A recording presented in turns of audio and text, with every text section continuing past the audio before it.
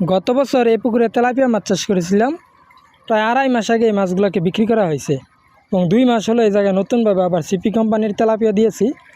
বর্তমানে এই তেলাপিয়াগুলোর ওজন আছে 16 কেজি। তো এই জায়গায় টোটাল ধারণ ক্ষমতা হচ্ছে 5 থেকে 6 হাজার সর্বোচ্চ, যেহেতু 52 থেকে 53% একটা জমি। তো 10,000 তেলাপিয়া দিয়ে রাখছিলাম, কারণ প্রথম দিকে সাপ, ব্যাং এবং পানকুড়ি অনেক মাছ খেয়ে ফেলে। তো এই জায়গায় 4,000 মাছ কালকে যে এই পুকুরে দিয়ে দিয়েছি। এটাতে এতদিন যাবৎ পাঙ্গাস মাছ ছিল, 1 সপ্তাহ হলো মাছগুলোকে বিক্রি করা শেষ হয়েছে। এখন এই জায়গা থেকে 4,000 মাছ আবার এই পুকুরে দিয়ে দিয়েছি। তো এগুলাকে খাবার দিচ্ছি এখন তেলাপিয়া গুয়ার, আগাতা কোম্পানির বাসমান খাবারটা দিচ্ছি।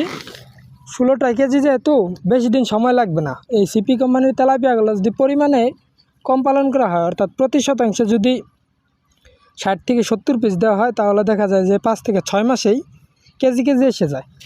আর যদি পরিমাণে একটু বেশি দেওয়া হয় তাহলে একটু সময় লাগে বেশি। তো আমাদের চিন্তা ভাবনা আছে এই মাছগুলোকে আধা কেজি ওজনের করব এবং আধা কেজি পরে এগুলোকে বিক্রি করে দেব। হয়তো বা 5 থেকে 6 মাসের মতো সময় লাগবে, যেহেতু পরিমাণে বেশি দেওয়া হয়েছে। এখন এগুলোকে খাবার দিব।